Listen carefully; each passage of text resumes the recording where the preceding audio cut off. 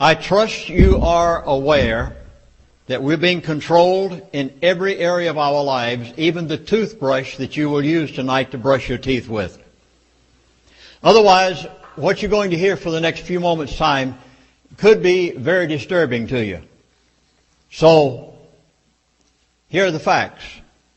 There is as much crude oil on the North Slope of Alaska as there is in Saudi Arabia. The governor of Alaska stated on the Bill Maher TV show, Real Time, on March the 18th, 2005, there is potentially enough crude oil on the North Slope of Alaska to supply the entire United States of America for 200 years. He's correct. Peak oil is a misnomer. It is an idea perpetrated by the powers that be for the purpose of deceiving the American public. Russia has just drilled some what they call super deep wells to the depth of 40,230 feet. Super deep wells, which they call Kola SG3.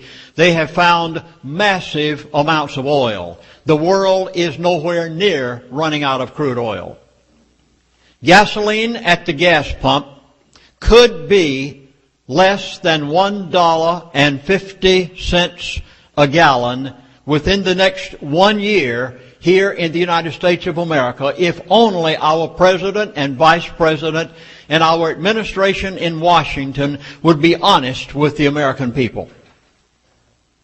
There is enough natural gas on the North Slope of Alaska to supply the entire United States of America for over 200 years if every other natural gas well in America were cut off tomorrow morning at the projected rate of increased consumption.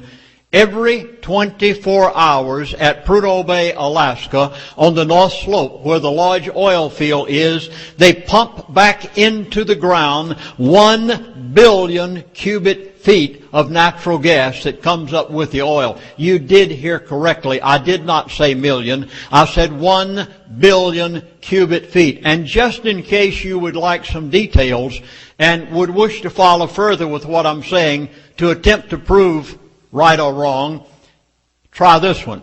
Contact someone you know that works on the North Slope of Alaska, or anyone that has any contact with anyone there, and ask them this.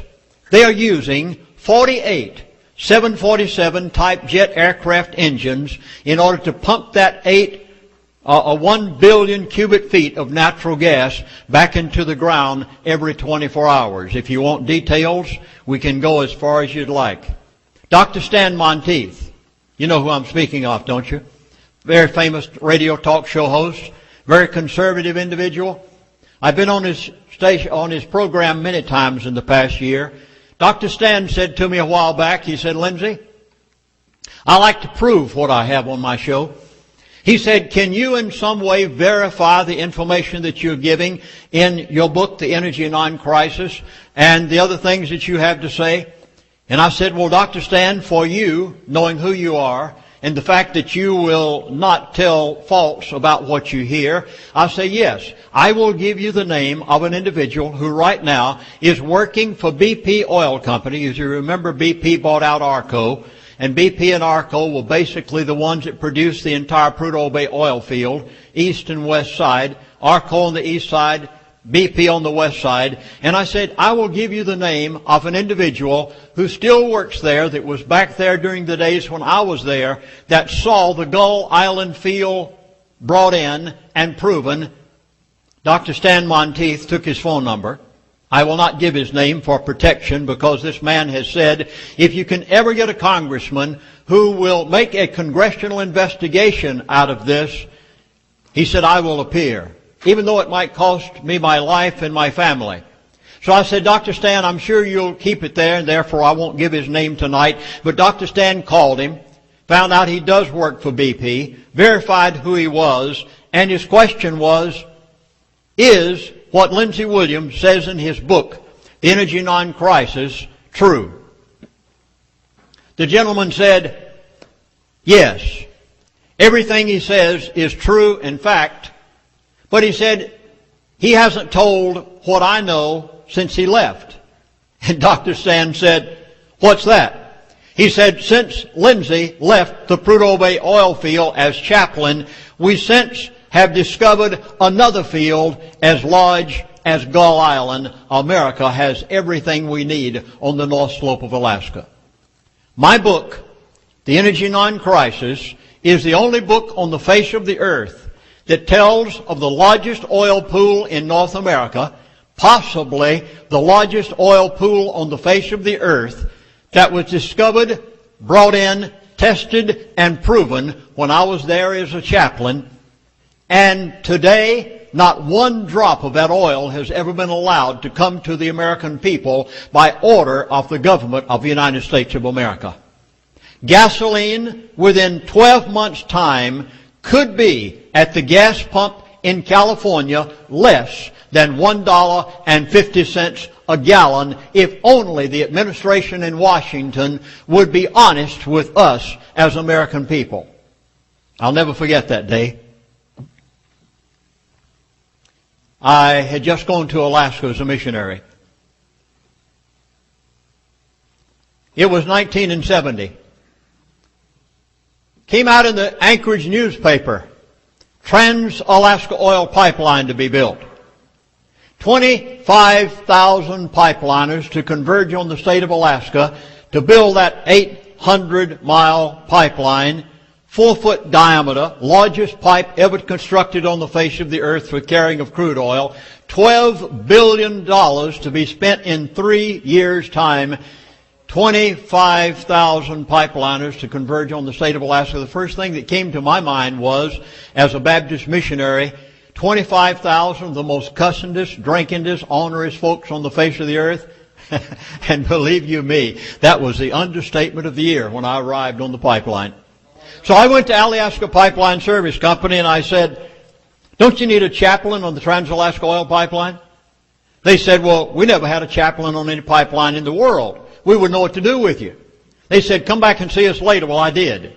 I guess persistence paid off, because after a number of months they finally said, "All right, we'll let you have the northern 7 camps, including the big oil field at Prudhoe Bay, down to Galbraith Lake in the Brooks Mountains, and go up there and see what you can do. Just hold a worship service in each one of the camps once a day." Said the men don't know the difference. After all, they worked 6 weeks on, 6 weeks off, 12 hours on, 12 hours off. They don't know what Sunday is. And I did. About 6 months later, Mr. R.H. King, I'll never forget him, Mr. R.H. King came to me. He was a personnel relations man with Alaska. And he said, "Chaplain, we never knew what value you would be to us." He said, "You're literally saving us thousands of dollars of counseling fees that we aren't having to pay. And we have just voted to give you executive status if you will accept it." And I said, "Well, Mr. King, what does that mean? I've never been an executive on anybody's board but the Lord's." And I said, "Well, what?" He said, "Well, you can go any place you'd like, see anything you'd like to see. We'll let you have your own vehicle, give you an executive pass." And he said, "We would like to invite you to sit in on our board meetings in an advisory capacity in order to help the relationship between management and labor." For the next 3 years' time, only by the providence of God, because it never could have been any other way, I had the opportunity to sit with, live in the same dorms with, rub shoulders with, sit across the table from the most powerful, controlling, manipulative men on the face of this earth. The ones that you only read about in books. It changed my life. I never knew such people existed. I'd been a Baptist minister for 20 years. I had had the privilege of being around honest people and deacons and good Christians. And all of a sudden I was thrown into the midst of those that you hear that control the world. If someone had asked me in 1970, "Lindsey Williams, do you believe there's a group of people on the face of the earth who control the world?" I would have said, not only do I believe it, I would have said in 1970, I would have said, "Who are you, a John Bircher?" If someone had asked me in 1980, "Lindsey Williams, do you believe there's a group of people on the face of the earth who tell the president what to do, who tell the Arabs what they're going to give them for a barrel of oil, who dictate to the world what they should do, I would have said, not only do I believe it, I sat and listened to them talk about it. For 3 years' time, strictly by the providence. Here I was, an unknown little aviation missionary. Nobody knew who Lindsey Williams was. Back out in the bush country of Alaska, and all of a sudden had an opportunity to sit with the people that you only read about.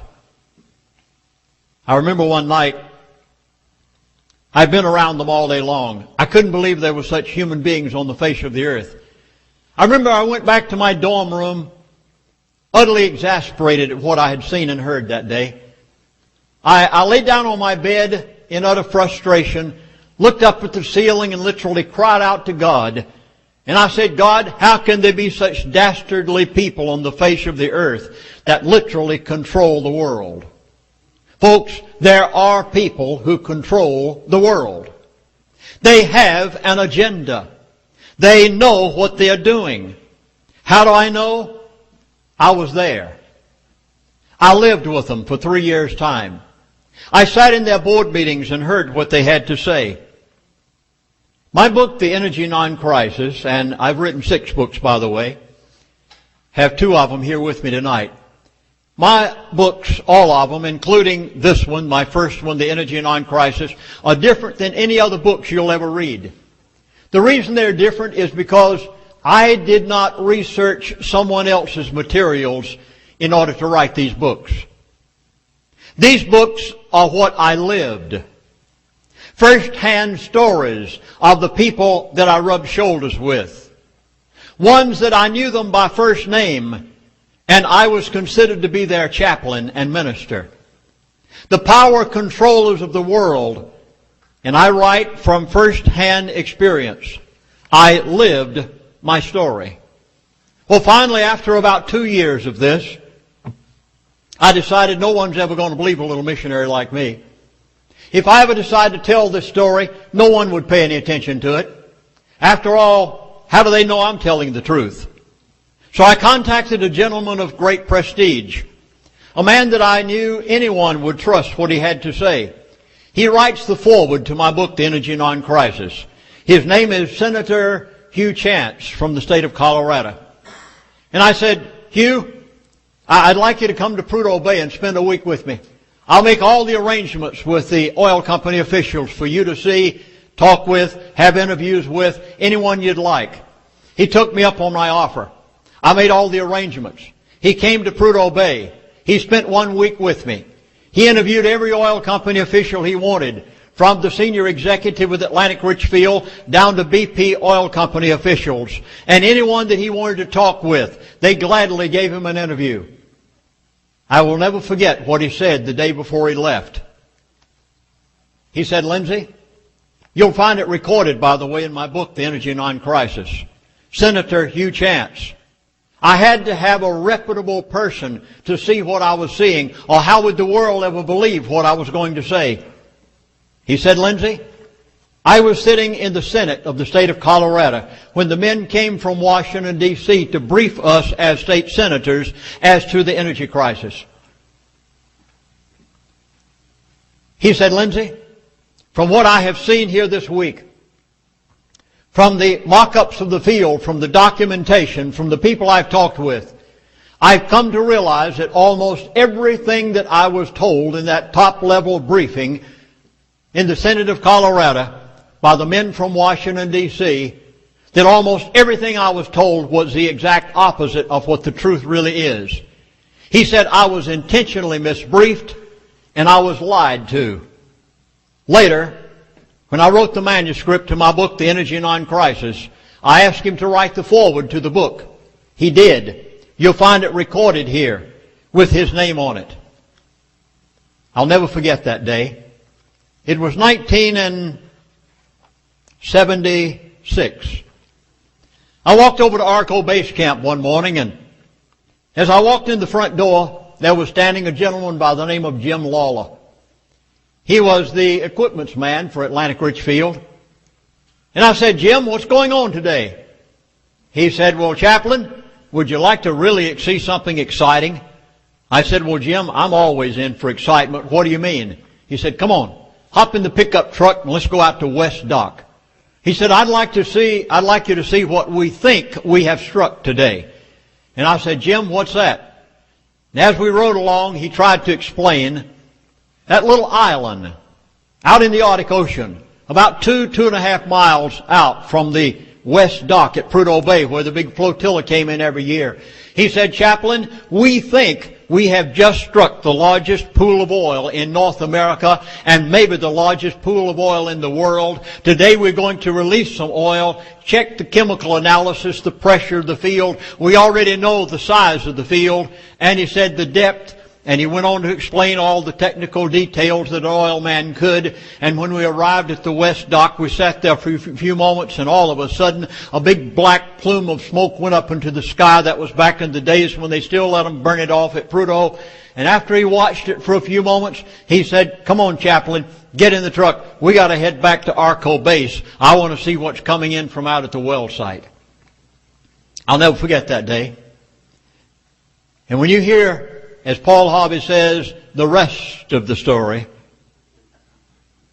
you'll know why gasoline could be $1.50 a gallon at the gas pump within 1 year's time if only the administration in Washington, D.C. would be willing to tell the American people the truth. We arrived back at base camp. Standing around the desk in Mr. Ken Fromm's office on the second floor of Arco Base was the top 8 oil company men of the world.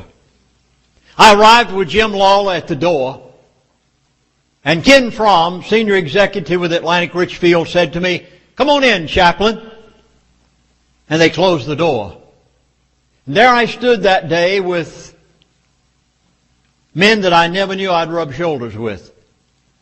Here I am, a simple missionary, aviation missionary out in the bush of Alaska, and all of a sudden, I'm standing in the room watching the proof of the largest oil pool in North America and probably the largest oil pool in the world. Approximately, if I remember correctly, 8 men standing around that table looking at the mock-up of the field, looking at the perforations of the pipe, explaining all the details. I was invited in the room, and Mr. Ken Fromm, after a few moments of excitement, and I have never seen such excited oil men in all my life. They were almost beside themselves. And finally, Ken Fromm looked over at me, and he said, Chaplain, we have just done it. I said, Ken, you've just done what? He said, we have just struck the largest pool of oil in North America. It should be headlines on every newspaper in America tomorrow morning. America Energy Independent. We don't need any more foreign oil. We can supply from our own soil. He said we have everything we need. He said, Chaplain, this is the most amazing find we've ever discovered in America. You can imagine that night I went back to my dorm room. First thing I wanted to do the next morning was get up and see the headlines on the Anchorage newspaper that came in on Wien Airlines' first flight to Prudhoe Bay. I rushed back over to Arco Base that morning to have breakfast, and I'd hardly walked in the door good, and the security guard caught me and said, Chaplain, don't you say a word to anybody. You go right straight upstairs and sit down in Mr. Ken Fromm's office. I said, well, what have I done wrong? He said, don't you even talk to me. He said, you go up there and sit down. I got orders to catch you as soon as you come in. I walked in Ken Fromm's office, sat down. A few moments he walked in, closed the door, sat down across the desk without a smile on his face, and looked up at me and he said, Chaplain, if I were you, I'd be a little careful about what you saw on yesterday and what you say. Because he said, you see, that information about that oil pool out at Gull Island and the Gull Island field has just been classified. He said there will be no oil released from it anytime soon. When my book, The Energy Non-Crisis, came out, there was a chapter in there that alluded to Gull Island, the first edition. This is a new, updated, and enlarged edition. Just after it came out, I had a phone call, maybe 2 or 3 months after it came out, from who do you think? Mr. Ken Fromm. The man who was responsible under Atlantic Richfield's leadership to develop the entire east side of the Prudhoe Bay oil field. I have never heard an oil man so mad in my life. He was beside himself. He said, "Lindsay, Atlantic Richfield has just fired me." I said, "What? You're a career man. You're the head person. You're the senior executive for the development of the oil field. You produce the cracking plant up there at Prudhoe for all the oil up and down the line. You know more about the Prudhoe Bay oil field than anybody. You came up on the first Rollicons that came up years ago." He said, "Yes, but Atlantic Richfield just fired me." I said, "Why, Ken?" Because he said, "They've come to realize that I was the one that allowed you to see the information that you wrote in your book, The Energy Non-Crisis." Now he said, "Lindsay, you're a missionary, a minister. You're not an oil patch man." And he said, "There are a few things in your book that are not letter perfect." He said, "Would you allow me," he said, "I'm so angry at Atlantic Richfield, would you allow me to rewrite your book for you?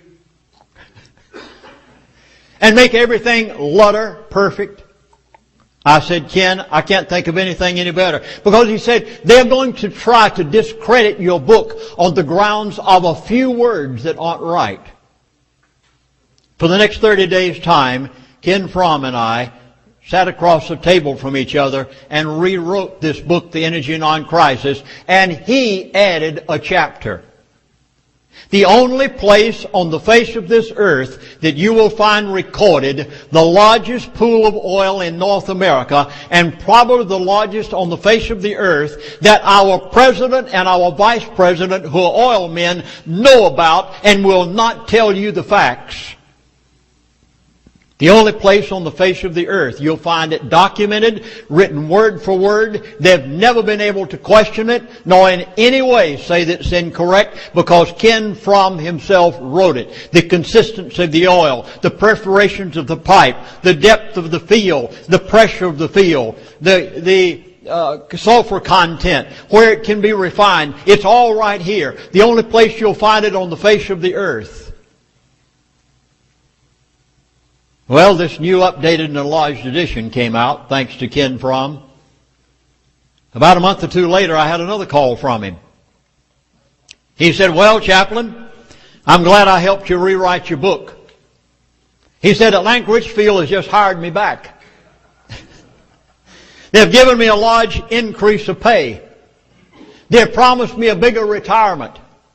They're sending me to Houston to train all the executives that come to Prudhoe Bay from this point on."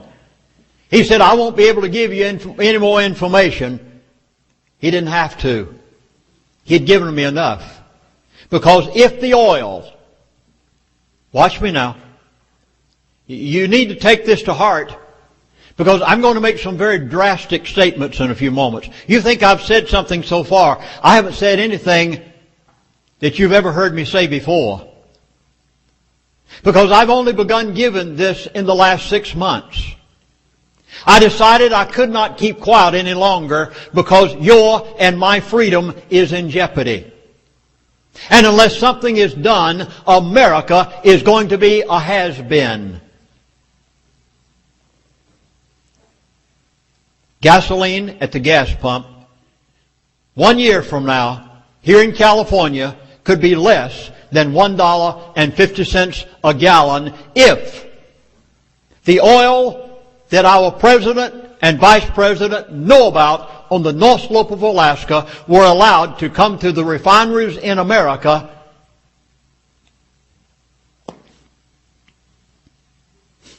You know what it cost them to get a barrel of oil out of the ground at Prudhoe Bay, Alaska? Do you have the slightest idea what it cost Saudi Arabia to get a barrel of oil out of the ground? Well, I hope you have pencils and paper handy, because now I begin with some real nitty-gritty. And you may want to jot down some facts and some figures, because either things are changed with the administration in Washington, D.C. within the next few months, or America will be a has-been. Gasoline at the gas pump in California is going to be $4 to $5 a gallon in the very near future. How do I know? Well, what I'm to say from this point on, you will know that I know what I'm talking about. A little boy went to school one morning. It was down south. You know how they talk down there. I'm sure you must recognize that I have a southern accent. The little boy went to school and the teacher was going around the classroom asking each of the children what they had for breakfast that day. And little Susie spoke up and, show and tell. Little Susie spoke up and said, well, ma'am, I had bacon and eggs this morning. Finally came down to the little Johnny, a little country boy from way back out on the farm. The teacher said, Johnny, what did you have for breakfast this morning? And little Johnny said, well, ma'am, I ate 6 biscuits for breakfast today. And the teacher said, oh, Johnny, that's not correct English. She said, the word is not it, it's ate. He said, well, maybe it was 8 I ate. Now, I'm going to make you a promise. What I have to say from this point on is not going to be a play on words.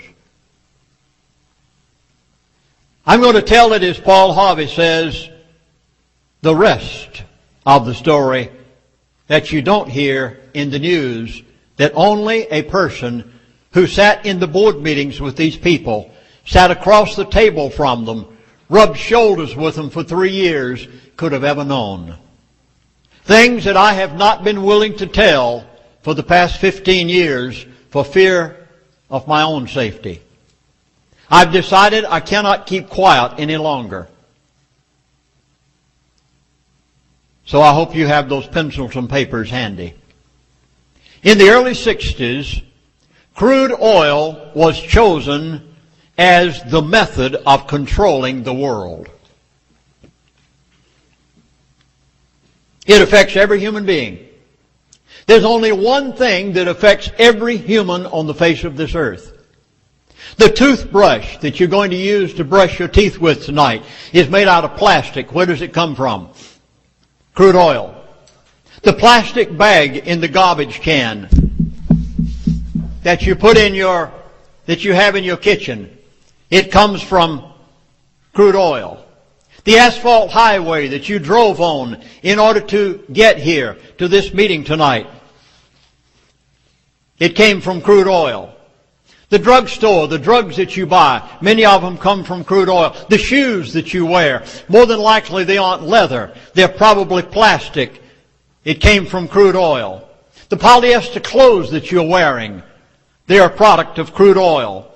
The price at the grocery store and the hardware store, it's going up because of the price of crude oil. My son and I went to the grocery store the other day. I keep very meticulous records. After all, I have to. Being in the business I'm in, if I was not a meticulous person, I wouldn't be able to write the books I wrote. And I keep records of what I pay at the grocery store for things. When I went to the grocery store the other day, every single item, without exception, had gone up from the previous week. My son and I had to go over to the hardware store and get an item. Daniel was kind of milling around the store. In a few moments he came over to me and he said, Daddy, you know that step ladder you had your eye on the other day that you wanted to buy, but you just didn't quite have the funds to buy it? And I said, yes. He said, you should have bought it. I said, why? He said, it's going up $19.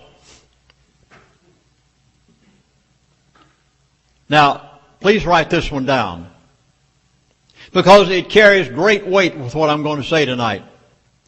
What we pay at the gas pump is a form of taxation. Now, this is so important, I'm going to say it again. Very few things I repeat twice. What we pay at the gas pump for a gallon of gasoline is a form of taxation that goes to those who control the world. And before I finish my lecture tonight, I'm going to tell you who they are. You're going to be surprised. Well, I know what you want me to do. You want me to say certain names, don't you? Well, instead, I'm going to tell it to you as I lived it.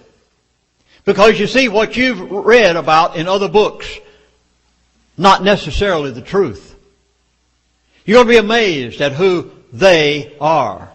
Gas prices at the gas pump in California will be $4 to $5 a gallon at the gas pump in the very near future. And Dr. Stan Monteith, a very reputable radio talk show host, said to me on the phone the other day, Lindsay, you're wrong. It's going to be $6 to $7 a gallon, and it wouldn't surprise me one bit that he's not right. And when it happens, your standard of living in America and mine is gone. And it's all done by a design plan that I knew about 25 years ago.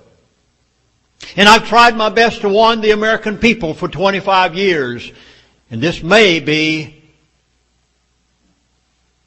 your last chance to do something about it. Those in Washington are scared to death. They're scared to death to tell you the truth. They don't dare tell you the facts. I'm going to in a few moments. And you take it to them. And you try to tell them yourself if you can. Otherwise, we've had it. Why don't they tell you? Why doesn't President Bush tell you the truth? Why doesn't Mr. Cheney tell you the truth? CEO of Halliburton at one time. He knows it. Why don't they tell you the truth? I'll tell you why. They know what happened to John F. Kennedy when he did. And they shake in their shoes. They know what happened to Larry McDonald on Flight 007 when the powers that be had him destroyed. They know what happened to George Hansen, the man from Idaho who was in the Congress of the United States of America, and they destroyed him, destroyed his family, his home, his position, and after they had totally destroyed him physically and mentally, they patted him on the back and said, "Oh, George, go on. We can't find a thing wrong that you've done." Every man in Washington knows. Even to some of the congressmen you respect, and they wouldn't dare tell you the truth. But here it is. It'll be on tape tonight. I have it back on the table already taped. There was, back in the 60s or 70s, a gentleman by the name of Henry Kissinger. He was Secretary of State of the United States of America. While he was Secretary of State, he traveled to almost every oil-producing country in the world. He went to Saudi Arabia. After all, the Arabs had been nothing but nomads roaming the deserts riding on camels for many, many years. And he said to them, "I'll make you rich. I'd like to cut you a deal. And if you will go along with my deal, I'll see to it that we buy oil from you in America." Now, watch carefully and you'll understand why that oil from the North Slope of Alaska cannot be allowed to be brought to the refineries of America. Are you ready? Henry Kissinger said, "I'll cut you a deal." Oh, they said, "What is it?" He said, "We'll buy oil from you. We'll make you wealthy. You'll be sheikhs and sheiks. You can have everything you ever wanted." Oh, they said, "What's the deal?" He said, "Number one, you must denominate all oil sales in dollars." Oh, they said, "Gladly. We have no problem with that." He said, "Secondly, you can have a certain percentage of that money to build your own country, your infrastructure, and the people that are there, and to supply for your country. But you must take a certain portion of the money that we buy oil from you with. You must take a certain portion of those American dollars and buy our national debt." They didn't have the slightest idea what they were doing when they signed on the dotted line. And today Saudi Arabia and the other oil-producing countries of the world have no choice. They must denominate in American dollars, and they turn around and buy our national debt is the only thing that is keeping the American dollar afloat today.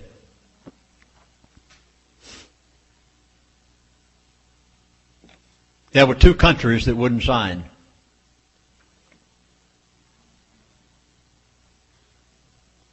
You're going to find this very startling. I'm going to give names and dates and places. I never did this prior to 6 months ago. I knew it for years. You see, it finally gets to a point that you have one of two choices. Either be a slave in your own land, or tell the truth and hope somebody will listen to you. And that's the reason I came here tonight. To try to get a listening ear before it's too late. There were two countries that wouldn't sign on the dotted line in the days of Secretary of State Henry Kissinger. Number one was Iraq. Saddam. He was too independent. He said, I'm not going to be obligated. The largest known oil field on the face of the earth is Saudi Arabia. Second largest oil field on the face of the earth is Iraq. The third largest oil field on the face of the earth is Iran. I'm going to talk about Iran tonight. You're going to shake in your shoes when you leave from here. I'm not pulling any punches with you this evening. It's either now or never. Either something is done now or we're slaves in the very near future. Saddam said, I'm not going to sign on the dotted line. He had to be destroyed. Oh, there are a lot of people in the world just as evil as Saddam. A lot of Russian leaders that have killed more people than Saddam ever did. And yet we joined up with them in the last war. There are a lot of people in the world. Why did Saddam have to be singled out? Because he wouldn't go along. He wouldn't denominate in American dollars and buy our national debt. And President Bush Sr. had no choice but to destroy him. Now there's a name you'll want to jot down. The name is Abner Dethry. D-E-T-H-R-E-Y. I give it to you for one reason and one reason only. He appeared with me on a radio talk show just a few weeks ago. He has never done it before. He worked for the State Department and the CIA and was one of the individuals that was sent by our State Department to Saddam Hussein in February through May of 1990. To tell Saddam Hussein, our State Department will not intervene if you invade Kuwait. It was sent by our top officials and echelon to Saddam. We will not. You do remember that prior to the last war that Iraq and Kuwait were one country, and Saddam was merely going back in to take back that which had been divided after the last war. And our State Department sent the message by Abner Dethry, who appeared with me on a radio talk show. It is recorded by the talk show host, and he said he took the message to Saddam from our State Department to tell them, we will not intervene if you invade Kuwait. It was all a setup by George Bush Sr. Because on August the 1st, 1990, Iraq invaded Kuwait. It was intentional. Our State Department wanted an excuse to topple Saddam. And they used the invasion, which they had told him they would not intervene with, so that George Bush Sr. would have an excuse to invade him. Saddam was a little too strong for them. George Bush Sr. didn't get elected again. He had to wait 8 years. His son got in. He had to finish the job.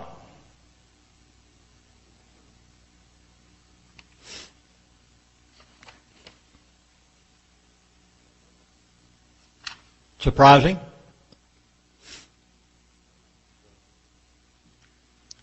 Jot this statement down, if you will, please. The standard currency of the world is oil. Whatever oil is denominated in will determine what the standard currency of the world is. The Federal Reserve note is nothing but a piece of paper. It is not the standard currency of the world. At one time it was solid. You remember it. Back in 1960, you could take one of these into a bank and buy one of these. Can you today? A silver dollar now costs $20 to $25, depending on its quality. That $1 piece of paper will not buy it anymore. If Iraq,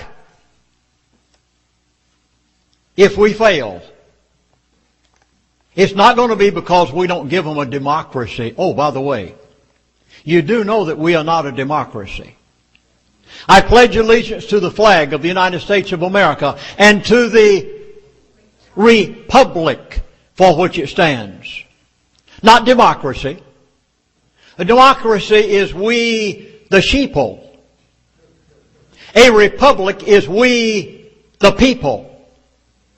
They want a democracy given to Iraq because they want control by the oil men of the world. And if they do not succeed, the American dollar is going to be worthless. It's not the fact that we don't win. It's the fact that if they don't succeed, they have big, big problems on their hands. Now they're faced with something else. They're faced with Iran, the third largest oil field on the face of the earth. The Bush-Cheney dynasty is literally milking America for everything it's worth. The powers that be have an agenda.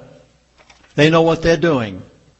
I heard them talk about a 30-year plan for the Arabs when I was the chaplain on the Trans-Alaska Oil Pipeline, and I have watched them carry out their plans meticulously without one single flaw.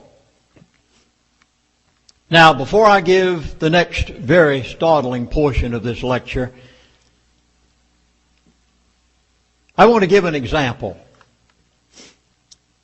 You'll very readily recognize this. Any of you who are 50 and above, you'll easily remember back these days. In 1984, I had a phone call one day. It was from Mr. Ken Fromm. He was back with Atlantic Richfield down in Houston. You know, even the powers that be sometimes are a little proud and haughty.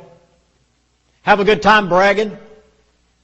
And he used to call me up on the phone from time to time, and he'd say, well, Lindsay, this, that, and the other. And this time he called me up on the phone, and he said, Lindsay, are you going to be speaking anywhere around America over the next month or two? I said, yes, Ken. In fact, next week I leave to go to Seattle, Washington, and about 2 or 3 months later, finally wound up in Southern California with speaking engagements. He said, well, Lindsay, I'd like you to tell your audiences everywhere you go something that is going to kind of put your speech on the map. He was bragging, feeling good that day. And I said, Ken, what do you mean? Now, oil at that time was $32 a barrel. We thought it could never go any higher or the world would go broke. And he said, Lindsay, I want you to tell your audiences everywhere you go that crude oil is going to $10 a barrel. I said, Ken, no. No. I said that can't happen. I said it would break the Arab world. It would break the oil-producing countries of the world. I said the people would rise up against their leaders and against their sheikhs and sheiks. I said, no, that can't happen. You can't go to $10 a barrel. Ken said very quietly on the phone, Lindsay, come on now. You sat in our board meetings. You know who tells OPEC what we're going to give them for a barrel of oil. He said, Lindsay, you know who's doing this. He said, now come on. Take my word for it. It is going to $10 a barrel. By the way, do you know what the price of gold was back at that time? $800 an ounce. You remember it spiked up to that? The powers that be who had made the Arabs and the other oil-producing countries of the world had said to these wealthy sheikhs and sheiks and others, they'd said, buy gold. No greater investment in the world than gold. They bought it. They bought it by the train car loads. They lined their swimming pools with it. They bought their Rolls Royces and their gold. They had everything they wanted, and they'd paid $700 and $800 an ounce for it because they'd been told by the people who I'm going to tell you who they are before I finish my lecture tonight. You're going to be surprised who they are. They'd been told by those people to buy gold, and they did. But you see, it was all a trap. Just like what's happening right now in our economy. Interest-only mortgage on your house, it's a trap. On and on and on I could go, it's a trap. They know what they're doing. Taking interest down to 1%, it was a trap. They told the Arabs, buy all this gold, it was a trap. Ken Fromm said, Lindsay, it's going to $10 a barrel. I begun telling that to my audiences as I arrived in Washington State. Sometimes the people in the audience would literally start giggling. They thought you're crazy. You know what you're talking about. When it finally happened that it went to $11, didn't quite go to 10, went to $11 a barrel. When it went to $11 a barrel, I thought my telephone was going to ring off the hook. Everybody said, you're a prophet. I said, no, I'm not a prophet. I just know the people who are doing it.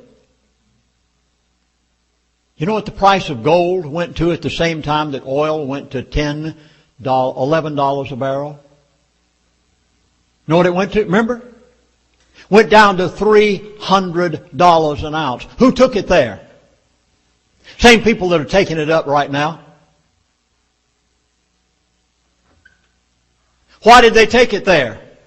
Because they knew that the oil-producing countries of the world who had signed on the dotted line, whom they had sold their gold to at $700 and $800 an ounce, would now have to sell it in order to maintain their economy, and they would have to sell it back to the same people they bought it from for $700 and $800 an ounce. They would have to sell it back to them in order to be able to put food on the table in their countries. They'd have to sell it back for $300 an ounce. It was all done by a designed, manipulated plan, planned in advance, and I knew it 6 months before it happened. Because I'd been told so by the senior executive of Atlantic Richfield, who kind of giggled over the phone and said, Chaplain, come on now. You know who's doing this.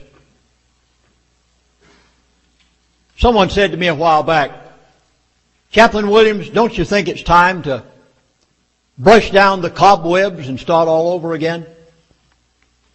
I said, no. I think it's time to kill the spider.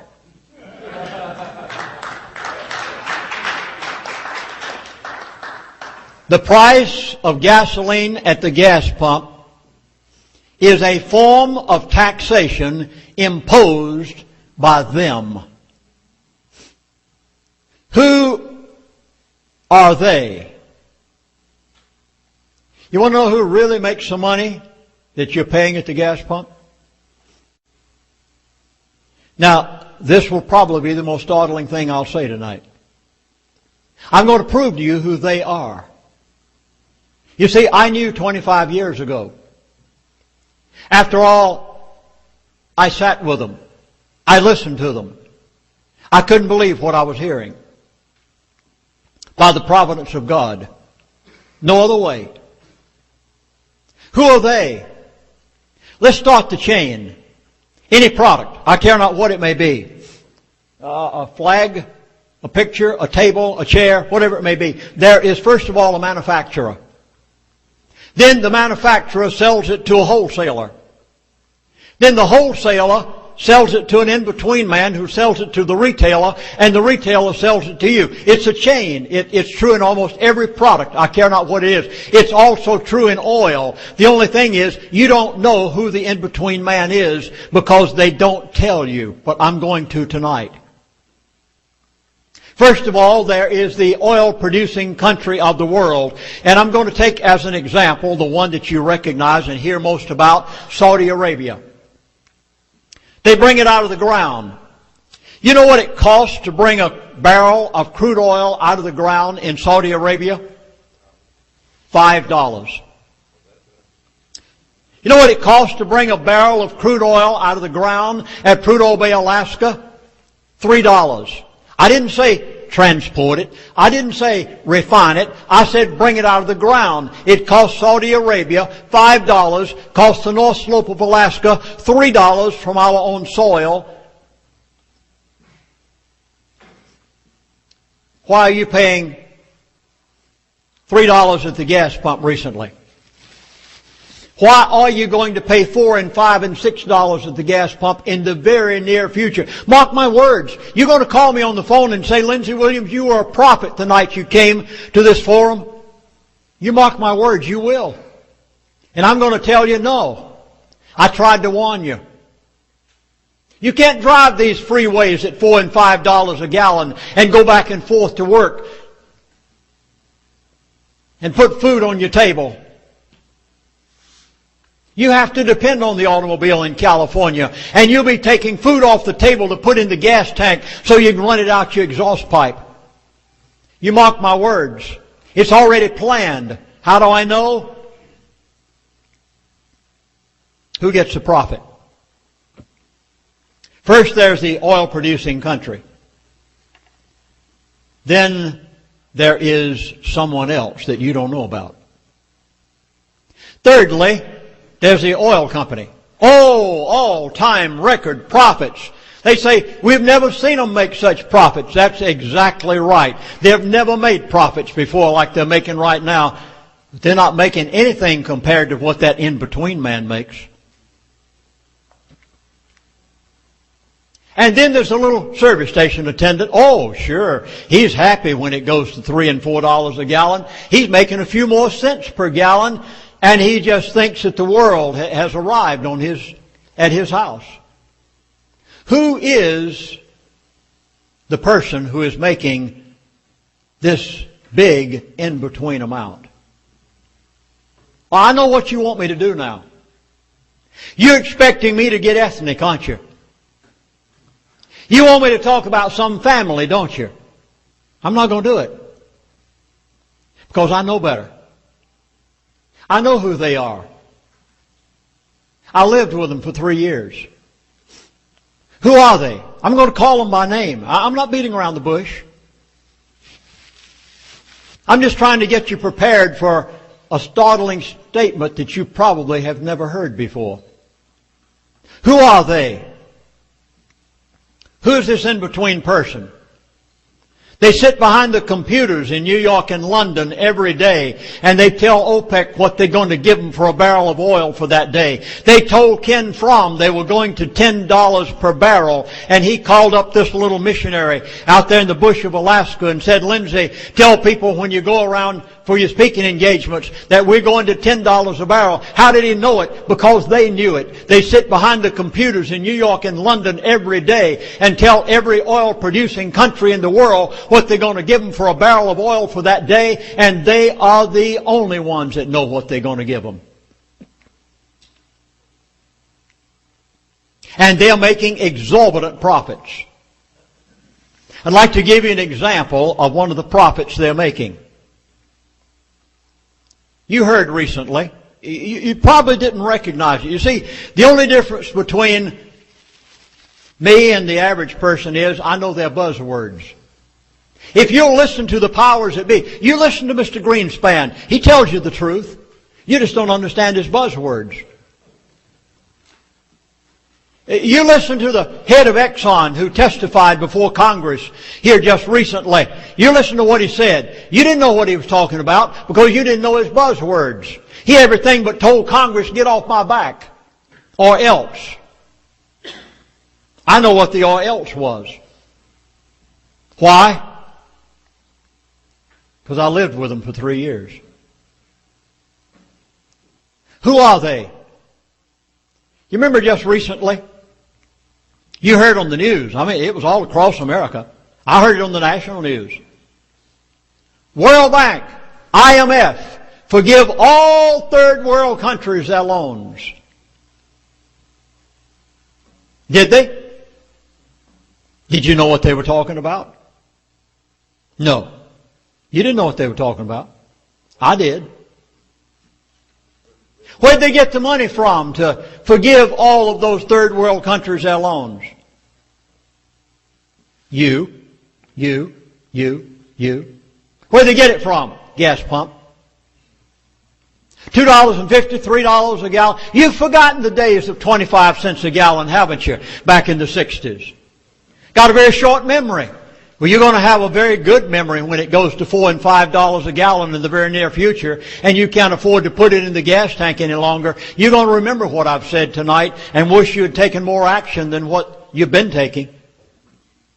Because you see, they could forgive all of those third world countries their loans. They in turn can see to it that the national debt of the United States of America is financed through the oil producing countries of the world. They can do every bit of it because their representatives sit behind the computers in New York and London every day and tell the oil producing countries of the world what they're going to give them for a barrel of oil for that day. And who are they? They're not the oil refineries. You're pointing your finger at the wrong people. And I don't work for them. And I never got 1 penny of remuneration or salary when I was on the Trans-Alaska Oil Pipeline. I was paid by my Baptist Mission Board. Alaska Pipeline Service Company never gave me 1 penny. I am not obligated in any way. You are pointing the finger at the wrong people. The oil companies are making exorbitant profits. Sure they are. But who's making more than they are? The IMF and the World Bank. Who forgave the third world countries their loans? The IMF and the World Bank. How did they do it? You paid it. They diminished our lifestyle in order to give to those countries. Oh, you think for a moment's time that they're not going to make us on the level of a third world country within the next few years? They sure are, because you're going to pay for your own demise at the gas pump. There's only one thing that touches the life of every human being on the face of this earth, and that is crude oil. They chose it as a method of controlling the world in the early 60s, and now the World Bank are the ones that every day the transfer of oil from those third world countries to the oil refineries, and they're the ones making the exorbitant in-between profits, and you will never find it out by reading anybody's books. And I would have never known it had I not been there and had been told it.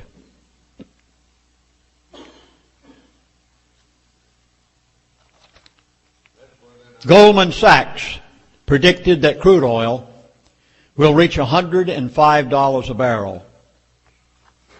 Who makes the profit? The World Bank and the IMF. By the way, you getting tired? You sure? Nobody going to sleep? Okay, I'll give one more here if you don't mind. Are we running too long? Okay, I'll put this one in. I didn't give it last night. Brazil. Brazil went to the World Bank many years ago and said, we'd like to build Brasilia. We want to make a great nation down here in South America. We need a loan. The IMF said, sure, we'd be glad to give you a few $1 billion, but we want some collateral. Oh, Brazil said, fine, we own the wealthiest land in the world, the Amazon River Basin. Oh, they said, come on, let us have that as collateral and we'll be more than happy to give you billions of dollars to build your country. They built Brasilia. They did everything imaginable. Finally, Brazil couldn't quite make it. Like none of these other third world countries can too well. Except Chavez. And a few others. They wouldn't denominate in dollars. And so they said, Brazil comes back and says, oh, we can hardly even make the interest on the payments. The World Bank said, no problem. We'll be glad to give you another line of credit. You know, they didn't give them any money. Didn't give them any gold, no silver, diamonds. Brazil had all that. What'd they give them? Computer entry.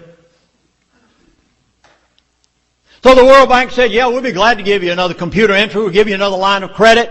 Brazil said, oh, thank you, thank you. Oh, but they said, remember, you gave as collateral the Amazon River Basin. Who owns it today?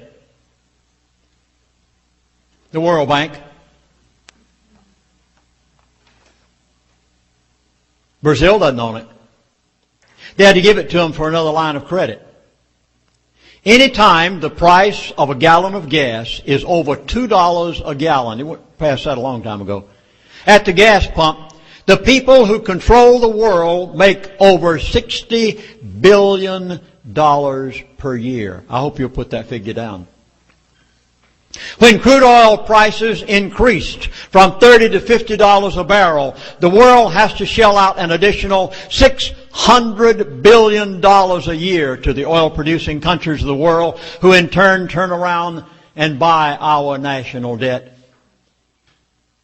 Now, what is going to affect your life in the immediate? It's called Iran. It is the third largest oil field in the world. Iran has said that by a certain date, and by the way, that date was given to you tonight by Wendy. I'm not going to repeat it. I will afterwards in questions and answers if you'd like. I have a reason for not giving it right now. I'm being careful what I say tonight. I know this is being recorded. Iran has said by a certain date, we are going to flood the world with cheap oil. They have built their flow line pipes. They have their ports ready. They already have their oil wells drilled. They have the third largest oil field in the world. They've said we are going to flood the world with cheap oil. And, here's the clincher, we are going to denominate all oil sales in euros. Our president and vice president and Congress are shaking in their shoes because they know that if Iran succeeds on the date that they have said, that it will collapse the American dollar. Something must be done with Iran before that date. Watch out. A lot of people in the world have a nuclear bomb besides Iran. Why don't they go after them? North Korea, Israel, China. I could go on and on. Why don't they take them on? They have to have an excuse. You see, it was weapons of mass destruction. Did they exist? Why are they going to take Iran on now? Oh, you'll hear every reason in the world. There's a reason they won't tell you. They know that if Iran succeeds on the date that they say they're going to, it will collapse the American dollar. Because they'll undercut everybody in the world on oil sales. When President Eisenhower was President of the United States of America, someone came to him one day and they said, President, Smedley Butler is like you. President Eisenhower said, no. He had such a great admiration for Major General Smedley Butler, he said, I would like to be like him. Smedley Butler wrote a book. I'm going to give you a quote out of it. War is a racket. It always has been. It is possibly the oldest, easily the most profitable, surely the most vicious. It is the only one in which the profits are reckoned in dollars and the losses in lives. Only a small inside group knows what it's all about. It is conducted for the benefit of the very few at the expense of the very many. Out of war, a few people make huge fortunes. Now, normally authors don't recommend other authors' books. I'm going to do so tonight. His name is John Perkins. You must get his book entitled The Confessions of an Economic Hitman. It is must reading after what you've heard me say tonight. He says it in a different vein, but he says the same thing. John Perkins, I don't know how he's still alive. John Perkins was an insider. He worked for the powers that be. In his book, he says, economic hitmen are highly paid professionals who cheat countries around the globe out of trillions of dollars.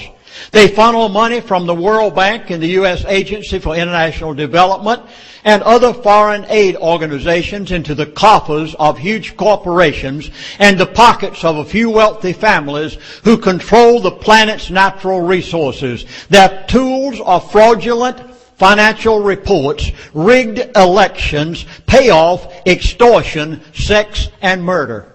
He should know he did it. And afterwards had such a guilt conscience that he had to write a book even at the cost of his own life. He is still alive. When Mr. Green, now I'm coming down to the closing and the punchline. I'm going to tell you why gasoline cannot be $1.50 a gallon at the gas pump. I'm going to tell you why they cannot allow the Gull Island oil pool to ever come to the American people. But I've got to lead up to it with this. And with that, I'm going to close. Mr. Greenspan, Federal Reserve Chairman, when he began his tenure in office, the American debt was $1.5 trillion. Today, the debt in the United States of America, and we say he's done such a marvelous job with our economy. Today, the debt is $8 trillion plus. In the month of September, go back, by the way, in your computer, you'll be able to look this up for yourself. The U.S. Treasury Bureau of Public Debt website on one day in the month of September, recorded that the national debt went up $60.1 billion in one day. You can find that on your website. It was published. Our present administration, in the month of October, the Bush administration ran up a national debt of $94.4 billion in 1 month.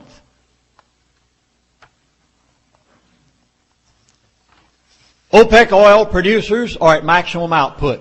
Saudi Arabia can't produce anymore till they dig some more wells and put in some more flow line pipes. Every oil refinery in America is operating at 90+ capacity. No new oil refineries have been built in the United States of America for over 20 years, and it's done by a design plan. The U.S. is importing 400,000 gallons of gasoline a day from other countries. The U.S. had 321 refineries in 1981. The U.S. only has 149 refineries today. Many plants are operating 24 hours a day with no downtime for maintenance to supply the growing demand. We are operating at 90+ output capacity, and the least little bobble and the gasoline stations would have up signs, no gas available. Now, here is the rest of the story. President Bush cannot allow oil from the North Slope of Alaska to come to the United States of America. Because if he did, The oil-producing countries of the world who signed on the dotted line in the days of Henry Kissinger would not be obligated to take a certain portion of everything that we give them in payment for oil and turn around and buy our national debt. And the pork in Washington, D.C. and the $8 trillion debt would collapse the American economy and the American dollar. Therefore, our administration today cannot afford to allow you to get the oil from Gull Island Pool, because if they did and brought it out of the ground at $3 a barrel and allowed American refineries to refine it, gasoline at the gas pump within 1 year's time could come down to $1.50 a gallon or less. But Bush and the others in Washington know it would collapse our economy if they did it, and they cannot tell you the truth.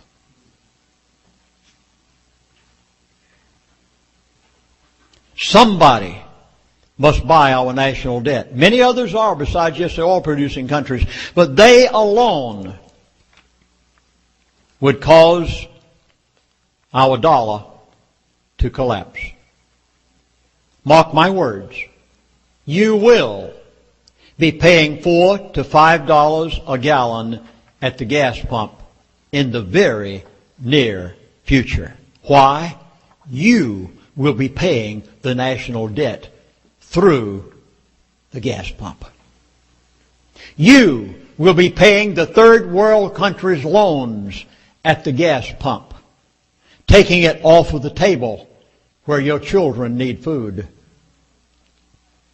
by a design plan which I knew about 25 years ago and begged the American people to listen. Have you ever wondered what happened to the 56 men who signed the Declaration of Independence? 5 signers were captured by the British as traitors and tortured before they died.